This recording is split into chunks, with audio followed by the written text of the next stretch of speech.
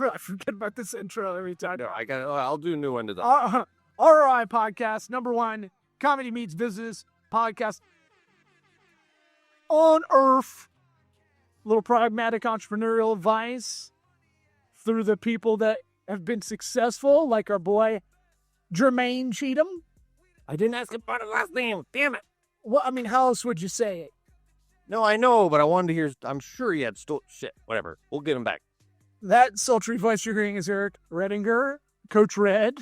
I'm Law Smith, because I forget to put our names in the intro a lot of the time. Yeah, I know. If you want to see me do stand-up comedy, I've got gigs coming up, headlining in St. Pete Beach and Clearwater Beach in the fall. I don't have them in front of me because I'm professional as fuck. Hey, if you like this podcast, share it. There's that little square with the arrow button.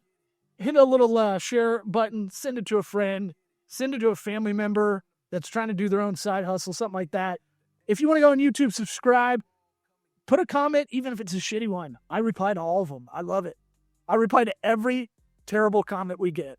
Good for you. Because I find it funny that people would spend time to put a comment on our foot. I know. This episode, sponsored by Zupyak, the first search optimized AI writer.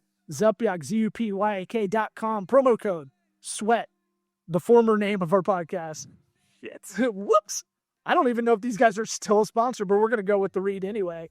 Hey, Zupyak just launched the first AI writer on the market, where search data is integrated into AI writer workflow. No knowledge needed about SEO to create content that will have better search impact in seconds, not hours. Now, that reads old. I'm guessing they got AIO as well, which is you want to show up in ChatGPT now, all that stuff. So yeah, that's the next line, baby. And then if you want discounts to the following other sponsors: Incogni data removal, Flowdesk email marketing, Squarespace, CallRail call tracking, LinkedIn Premium with 2 months free. In the episode description, it'll all be there. Let's get it started. Howdy.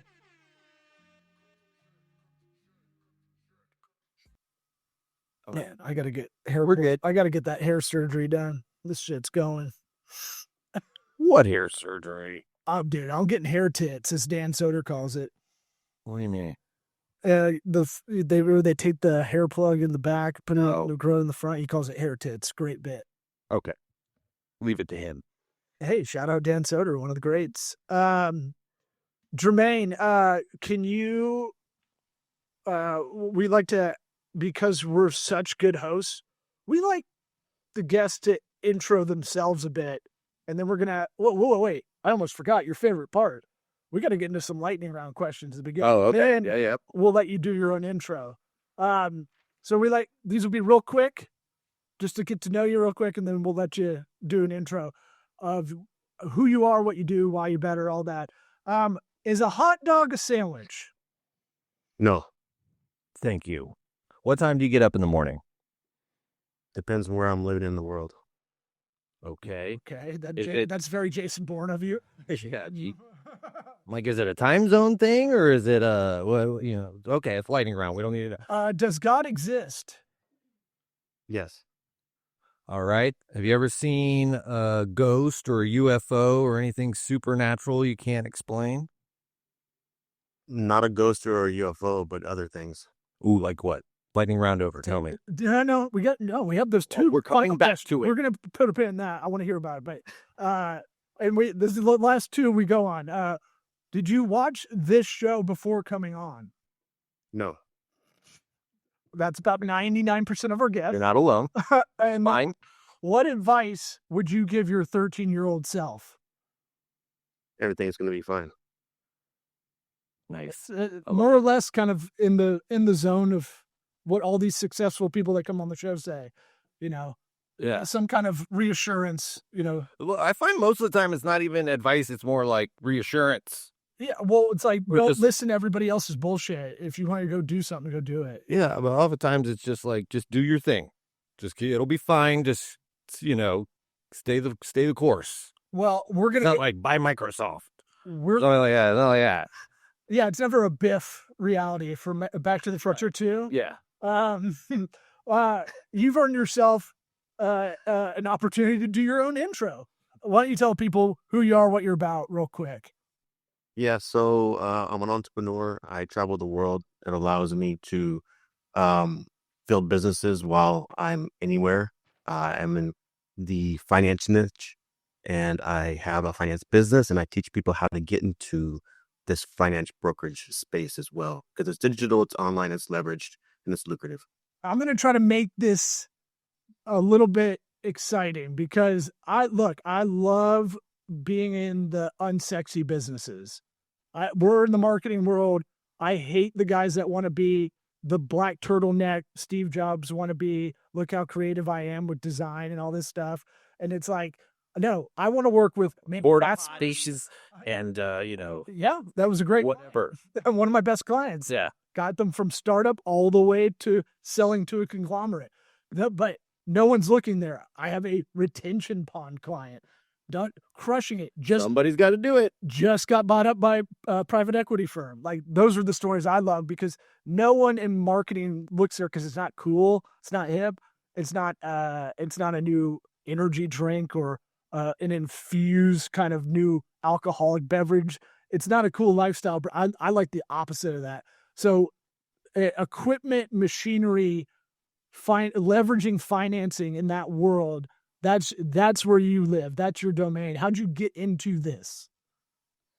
Really by accident, like you said, that's probably one of the most boring, unsexy businesses you can ever imagine. We'll put some, But- we'll add some pizzazz to it if we can. Yeah. But I kind of stumbled into it, really. I was looking for a job out of college, and the only people that were willing to hire me was an equipment finance company. And so I learned the industry. I cut my teeth by reaching out to businesses that needed funding just to buy equipment. But I realized slowly that was a dumb business model, because why would you chase down people that need money instead of just partner with the equipment sellers that have all the clients you could ever want? And they send you deal after deal after deal that are pre-sold. So then I started to close all these business deals, and I'm like, why am I working for somebody else? This is fucking stupid. So I decided to start my own firm, become an entrepreneur, which was obviously a whole nother stage in my development. And then after running that business for like 5 years, I'm like, in Europe, I'm taking my mom on vacation for her 60th birthday. And I realized, like, there's nothing special about me. Like, other people can do this. This is not finance. This isn't sales. This is just networking, period. And so I put together a course in coaching, and I've been teaching people how to build their own equipment finance brokerage from anywhere in the world with, 3 to 4 hours a day, just by leveraging their network. Well, we can hear you. You froze for a second, but your audio is all clear. All right, he's back. He's back. But you made a point like this and then froze. The audio kept rolling. And I think you've lived all over the world doing this work, right? Georgia, the country, Vietnam, right? Where else? Beautiful country. Where else have you lived doing this work? I mean, you name it: France, South Africa, South America, all throughout Asia, all throughout Europe. I mean, 50 countries. So What was the most challenging? Where was the most challenging? Yeah, just the location, whether it was dealing with people or the government or whatever. Those are I mean, everywhere has their pros and cons. There's not really a challenge. I mean, sometimes time zone can be a challenge, especially in Asia. But I really just do everything via email, so nothing really matters. I guess the biggest challenge, let's be real, was India, and it has nothing to do with the government or anything. It's just fucking mass chaos. It's hard to get anything done because nothing's ever timely or organized. It's just like, chickens with their head cut off. So that was tough. Okay. Yeah. I've heard that. Would it be fair to say you were going to a lot of emerging markets because the machinery and equipment you are leveraging is kind of from countries coming out of, they're not making brand new facilities, right? They're getting older kind of assets, and then it needs to kind of be modernized. Yeah. Is that part of it? We're not talking like, okay, This is a lifestyle business. this is why I cover preparing. It's all good. I travel for fun. All my clients, 100% of them are United States of America. All my students, 100% of them are United States of America. Okay. Like for me, like if I can have a remote business, why not go to a new country every couple of months and like live my life? Like I've lived in the United States for most of my life. Why not explore? Which is the greatest country on earth. My question about the challenges doesn't make as much sense now. Well, That's like a travel pod. Where are you right now? I'm in Georgia, the country. Nice. What makes you go there? Yeah, I'm curious. I've never looked. Was it an accident on the ticket that you were going to Atlanta? So when I left the United States at the beginning of the year, I was like, okay, I know I have to be in New York City in September. So I'm like, let me take my time getting from Tokyo all the way back to New York. So I went from Tokyo to Vietnam to Thailand. Then I went to India. Then I went to Dubai. And now I'm here in Georgia. I go to Turkey in a couple of weeks. And then I fly back to New York from Lisbon, Portugal. So it's a Silk Road-ish kind of route. Yeah, kind of. Or Alexander the Great territory. Yeah. Turkey's where you can get your hair did. Oh yeah. You ever seen those pictures of the guys on the flight coming? Yeah, it's like 7 guys all have the bandages wrapped around their head. Huge, comically big bandages on their head. Oh, I've been there before. It's all hair. It's all nose. It's all plastic surgery. It's like everyone goes there for that. New teeth, veneers. I wonder why. Yeah, this. I mean, I'm sure cheap, but and get a nose job too. This schnoz ain't gonna get any smaller. Earlobes, balls. Oh yeah, by the time you're 70, that thing is gonna be gravity hits it hard. But you had kind of a hard Scrabble upbringing. Is that correct? Like you grew up kind of finding your own way early on. Yeah, well, exactly. And the great thing about having a shitty upbringing as far as struggles, as you start to grow up, you start not to give a fuck about really anything. So you just figure out like, okay, it's up to me. Nothing else fucking matters. And let's just try to figure this out. And so it kind of gives you the eye of the tiger mentality where it's like, I'm going to figure this thing out hell or high water. Well, and you can't count on anybody else. You have to count on yourself if you're one of the people that's successful coming out of that bad situation, right? Like, you don't have the luxury of that. It seems like. Exactly. Mm-hmm. Exactly. You have to figure it out. And I think it's the ultimate fuel. Like, I would hate to have an easy start to life because there's no hunger. Like, the hunger is what drives people. Yeah, I find myself like with my son, like especially where I'm like, I gotta make you do some harder shit. Like I need to make you go outside and sweat and work and complain and like hate me for a minute. I told them, I was like, we're going to do Habitat for Humanity. At least that's some kind of labor, right? I want you to go move rocks. Yeah, even if it just go there. And then, I don't even want them to have the benefit of charity. I want them to do it. I want them to be like, why am I doing this? And be like, because I told you to. And that's why it sucked. Oh man, that's old school 70s dad shit. I know, but I mean, they're gonna grow up and there's gonna be people telling them to do shit. The kid be like, "What am I doing?" Like, get used to it. Yeah, they're about that age. But we lost your video. We can still hear you though. You're a big proponent of the 4-hour workday. I am too. We all are. But I kind of hate the Tim Ferriss mentality of this. And so I'm trying not to be negative about it, but I feel like you've got this kind of locked in as far as you don't have a lot of overhead for your business. You have a laptop. You said you work from anywhere. You probably have internet, that you do everything via email, which is interesting because, you're not going in and pressing the flesh all the time with clients. And so you've probably knocked down this process for what you're doing. Like, it's probably really tight. Is that fair to say? Yeah, I've been doing this since 2003. You would hope I'd figure this thing out. So in the whole model, the way it's structured is I get my deals from people that sell the equipment to the people that need the funding. So they tell the Dr. Smith that needs the ultrasound machine, hey, you want to pay 30 grand? You want to pay $500 a month? Plus it's tax deductible. Dr. Smith's going to say, I want to pay $500 a month and get the tax deduction. Okay, great. So, let me send an email, CC Jermane. Boom, boom, boom. 3 or 4 emails go back and forth. He sees the documents, say $500 a month. He signs them electronically. I get paid. 20% commissions. But you're living off the benefit of the hard work at the beginning, right? Like you did like something like 300 cold calls a day to get, and that builds up that kind of network, correct?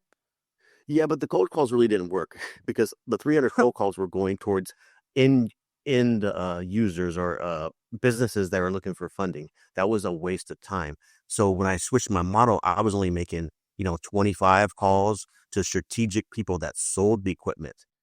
And then I would develop relationships with those people, especially people either within my current network already knew or people within my backyard.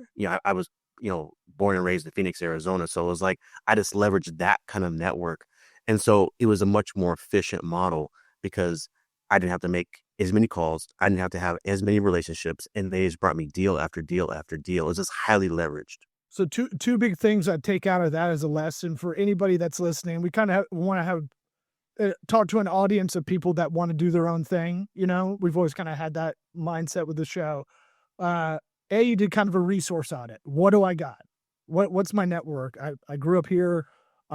Those are my only arm's length kind of connections, right? To start with. And then the other part is in strategy for your business, a lot of people really miss the mark on their target audience. And they start out and I go, I think it's, they guess, right? And you did kind of trial and error and figured it out. You learn from your mistakes. But you'd be surprised how many businesses I've talked to that they go, well, our target audiences is this, this, and this. And it's like, well, who's buying it? Who's currently buying what you're selling? And they're like, well, this other group over here. I'm like, let's milk that group. What do we do? So I just kind of take those two parts of what you're talking about is like, you're a Tony Stark-esque guy. You learn from your mistakes as far as when you were young and improving on it. I took away the relationship part.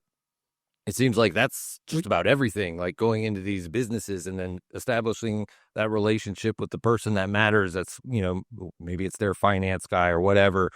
But like, that's basically the crux of your business, if I'm understanding. Like, if you don't have that relationship or you're not able to make that relationship, like you have to be likable. You can't go in there and be an asshole and then expect to get their business. Eric loves rom-coms, so he's all about relationship talk. So, right. He's a little sweet. Fall in love at the end. Yeah, because it's all about niches. Like if you're going to be in business, okay, what niche do I want to be in? I want to be in finance. Okay, within finance, where I want to be in, I want to be in equipment finance. Okay, within equipment finance, what kind of finance? What kind of equipment do I want to finance? I want to finance medical equipment. Well, how do I want to get these medical equipment deals? I want to get them from the people that sell the medical equipment. So it's like niching down, and then build a relationship on the people that sell the medical equipment. In fact, like one of my students, he was a medical equipment sales guy. And he was like, Jermane, I want to start doing what you're doing because this 9-to-5 shit is not for me. And so he had a few buddies from his Rolodex that sold medical equipment that he was going to be able to get a pipeline of deals from. And so I taught him the whole system, set up his business, set up his website, set up the lending partners, everything.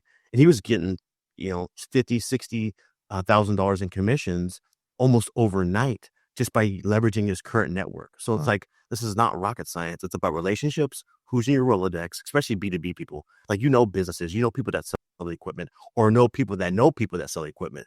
Start asking questions and you can just leverage a super simple business model, make good income and really work from anywhere. Like B2B is the shit because they operate like business on purchasing. Like they're not like a lifestyle consumer brand where they're like, I don't know if I'm, like, I don't feel pretty today. I don't want it. Right. I'm going to get a male romper. I don't know if I should, I don't know. Well, you should separately. Yeah. You should. Definitely. I'm bringing it back. I'm bringing back that fake phase we had of male rompers. Are you familiar with anybody? Like, is there anybody else doing it in different equipment realms? Like I heard, because I didn't actually see that it was medical guy. In my mind, I went farming equipment for some reason, because that stuff is just as expensive as medical equipment a lot of times. Do you know anybody? Is there any other niches like that you're familiar with? But farming's going downhill. Medical, we're spending way more in. How can I swoop in as well? Medical's going crazy is how much we're spending on that just in general, right?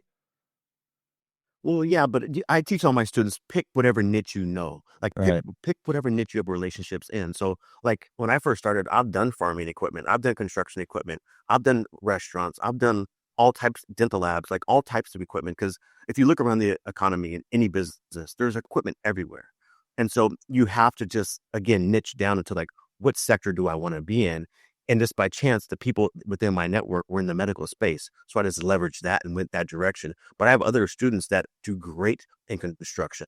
They do great in like automotive shops. So it really doesn't matter a particular niche, just who do you know within that niche you can leverage. Gotcha. Yeah, I talk about this with like, I'm skilled with marketing, but it's just kind of happenstance that my skills align for that. It's not something I love growing businesses, but I don't love marketing, Right. as people think of it, so it's like, I see it that way. It's like it found me more if you found it and go, you know what? I really like construction a lot. I just want to do that. You realize that's not as profitable if you just, with the resources you had, in the network you had. It's like just let whatever fall in your lap fall in your lap. Like I don't care if you're looking for chicks or you're looking for a restaurant, you're looking for any opportunities. If shit hits you in the face, fucking take advantage of it. Well, buddy, we're in Tampa, so the strippers on your lap is a bad move a lot around her. Like, You put yourself in that scenario, all right?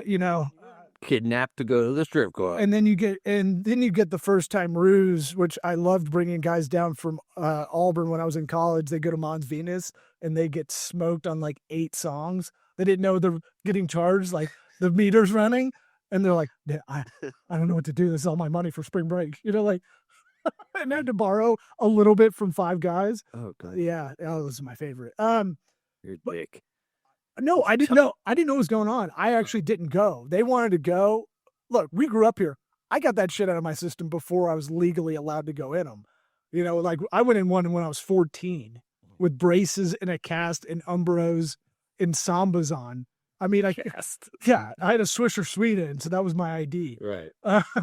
But like, yeah, and then walk into 7 Seas on Kennedy Boulevard, and there's a pregnant lady in a shower, and I'm like, I don't think this is for me. Yeah. The most expensive one. Do you tip for 2? Mm-hmm. But That's why it's the most expensive. yeah. So you built this freedom with intention. Let me ask you about this, and you kind of have, I think, a similar philosophical take to entrepreneurial endeavors we do. Entrepreneurship, the dirty secret about it is it's secretly lonely. Like no one wants to talk about it.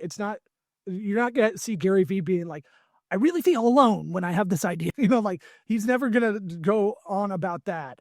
I think it feels like your boat just ran out of gas in the Gulf of Mexico. You can see, or Gulf of America, and you can see the shoreline. You can get, you could probably get there, but it's going to be a tough route. And that's kind of how I feel about it sometimes. Even if you're a mom and pop operation, you started it together, you're dividing and conquering, so you really aren't getting, unless you're very good communicators and create time for that. Those mom and pops aren't, really understanding the plight of each other, even though they're in it. You have kind of freedom might be a little bit of a mirage kind of theory. Is that fair? Well, yeah, I mean, so I thought sales was a lonely journey, but it pales in comparison to entrepreneurship because you're the only one paddling. It could be weeks, months, years. And so freedom is for people that want to take it, and it's there for the taking, but it's not for the faint of heart. And so yeah, it's probably one of the loneliest things you'll ever encounter besides maybe your deathbed. But it's worth it, because what else are you gonna fucking do here? Like, are you gonna go backwards? Are you gonna go forward? There's no other options. And so if you're that type of person with that type of DNA, then fucking let's go. But if you're not, then get a 9 to 5 and just stay safe. Yeah, I feel like your upbringing has some of that in you, right? It's like, hey man, I got to make this happen, or no one's looking out for me, kind of thing. Or it's like I've never really felt safe. why seek that now? Like, I'm used to this. Self-preservation either way, but yeah. Well, also, I think for us as humans in general, we always seek safety because it feels comfortable. We like comfort. We like easy. Our brain is looking for easy, but there's no joy. There's no fruit. There's no fulfillment in safety. Right. The best times in my life have always been the most darkest, the hardest, and like getting out of that. Once you get out of it, it's like, oh, fuck. I got to find another hill to climb. Yeah. I mean, it goes right back to me to talk about making my son do hard stuff. Like, it's just like there's no appreciation if the challenges are never that big. The celebration is not going to be that big. It's like it has to be a big challenge in order to really appreciate it. Yeah, the most satisfying beer you have is never like something that anybody else really understands as an entrepreneur. Like, it's something where you're like, I finished my process. I finished my course, and it's ready to go. And that's like satisfying, right? It's a pain in the ass to do, I'm sure.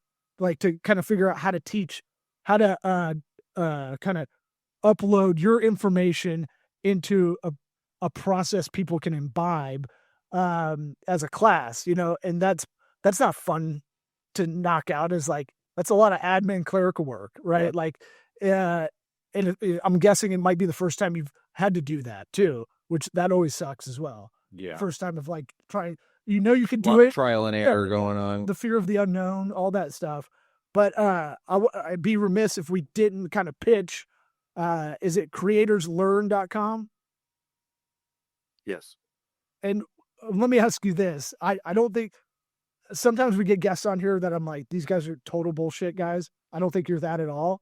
I think if we were hanging out, I'd probably annoy you. It seems like I'd be like, I was talking a bunch, and you'd be like, for sure. Can I just watch the game? I'd be like, it depends how many drinks I've had. Okay. Oh yeah, you get this way too. Well, I'd be like, you see that guy over there, and you're like, no, like, I'm focused on my business. But I feel like there's a lot of oh man, ADD. I just lost. Dude, the bullshitters. You're not a bullshitter kind of guy, but I'm always weary of these. There's a certain level you get to as an entrepreneur. You grinded it out, the hustle start. Then you got to the level where you're successful. Then you got to the level where, okay, it's again the first down marker keeps moving, right? And then now you get to a level where you want to teach. Sometimes that's altruistic, but there's a lot of guys that aren't experts and they're just cutting to the course that I see online. Yeah. A lot of squeeze pages, like click funnel pages, stuff like that. I don't think you're that just by us, talking to you and researching who you are. But if it's so profitable, why give it away? If this is such a formula, that would be my question. Yeah, no, it's a great question, man. So number one, I still have my brokerage that I've had since 2016. So I still fund deals through that brokerage. I still have all those relationships that people still send me those deals. So that pipeline is already filled. That's full. That's already been set up. What I realized is through like some of my close friends, especially like that guy Brian that sold medical equipment, it's like, I want to do what you're doing. Here I am in Italy with my mom and enjoying Europe, closing deals, working 30 to 45 minutes a day. And I'm like, there's so many people back in the United States that are sitting at a fucking cubicle or in a shitty business that they hate. They want freedom. Everyone wants freedom. I'm a freedom guy. And so it's like, if I don't share this model and how I structured it and how it's so leverageable, that's a disservice to humanity. Because like, I want people to be free. I want people to go wherever the fuck they want to go, make as much money they want to make. Because why are the banks getting all this money? Why are they making this secret niche all their own when they can be anybody with a Rolodex and networks that can make 20, 30 grand a month working 3-4 hours a day? So for me, it was more like I see myself in other people. And when I was stuck struggling trying to make it in this industry, I was like, why wouldn't I not share this with other people to help them make it in this industry? There's plenty to go around. It's $1 trillion industry. I don't think from a scarcity lens. So it's like, I already have my brokerage, I'm very successful. Why not train other people how to do this? Because freedom is the only way out. Yeah, it's like an altruistic empathy. Yeah. No, I love how you said the scarcity thing. I agree with that because that drives me nuts how it's like, everything's so scarce and it's like there's enough for everybody for sure. Like, let's stop But pretending. Amazon said there's only like 3 left. I gotta get it now. Yeah. That's false scarcity. False Yeah, urgency. if you actually think about this entire niche, like it's a $1.3 trillion niche, right? Right. Equipment finance industry. Only 20% of that is done by brokers. The other 80% is done by big banks. Yeah. And the only reason because of that is no one's educating normal people in the B2B space how to broker these deals. But big banks make me feel safe. They help us as a society and economy. All we do is we send the deals to the big bank. We're not and they gonna have pay another us. housing crisis problem like 09 coming around the corner.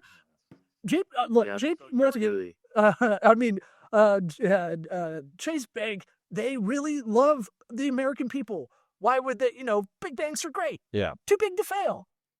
So before we close out, though, Yeah. you thought I'd forget. I want to hear about this inexplicable supernatural experience you've had. Don't tell me what I think. Oh, no. All right, so it's not Fingers crossed some big ghosts and it's not aliens, but I think just being a human is a supernatural experience because if you actually examine the fucking things that come across your mind, Mm-hmm. what the fuck is that? Yeah. Because I didn't think of that. Right.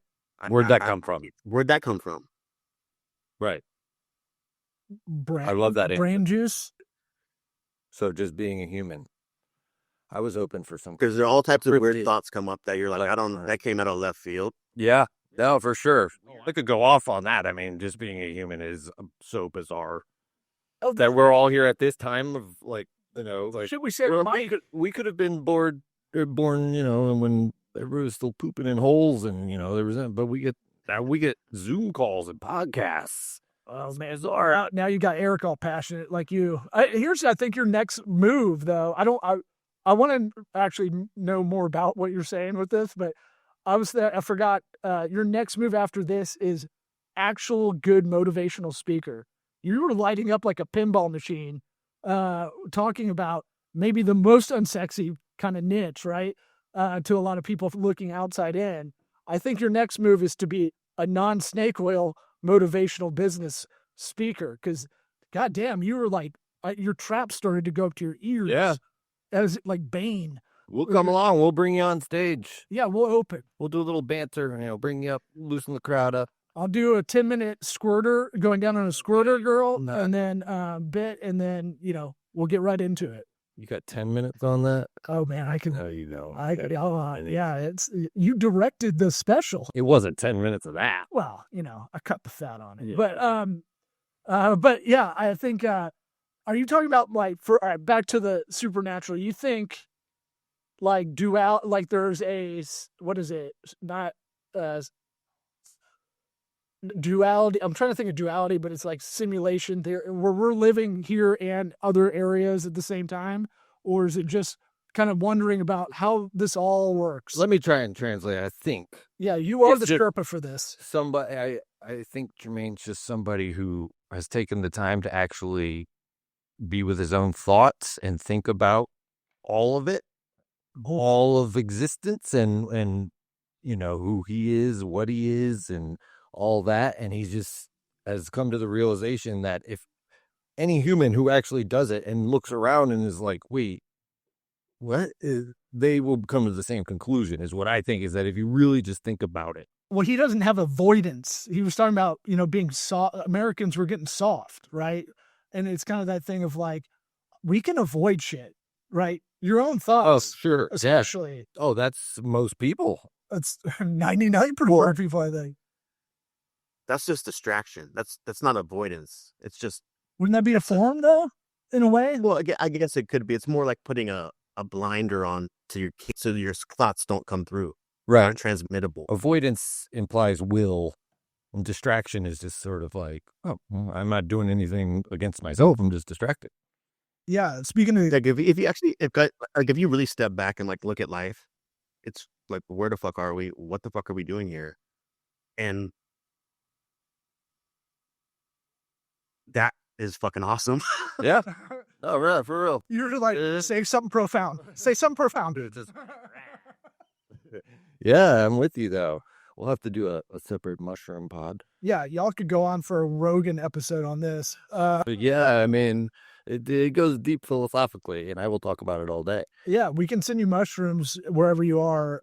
We'll figure out how to get it across customs and whatnot. But Okay, good. yeah, You do that. I'll get right on that, Rose. But anything else before we close this out? You're a great guest. Thank you for coming on. No, man, it was fun. I like your guys' energy and the banter. It's good. Well, honestly, I couldn't tell half the time. I thought you were like, God, these guys are like two little. It's all right. We'll take the approval at the end. We're like, Yeah, no. I like that. Oh, Dad said be good. Dad said we're good. One thing I always believe in is like humor is like one of the secret remedies of life. So if you're not having fun, you're fucked. yeah, for sure. Yeah, laughter's the best. It's like just being so silly that you laugh ear to ear is the best. Yeah, it's the ultimate tool for disarming somebody in their, whatever negativity they're bringing. Well, appreciate you coming on. We'll have to have you back on because I don't think we scratched the surface on a lot of this stuff. But thanks for your time, bud. All right. Nice to talk to you guys. All right. Yeah. Thank you. Take care.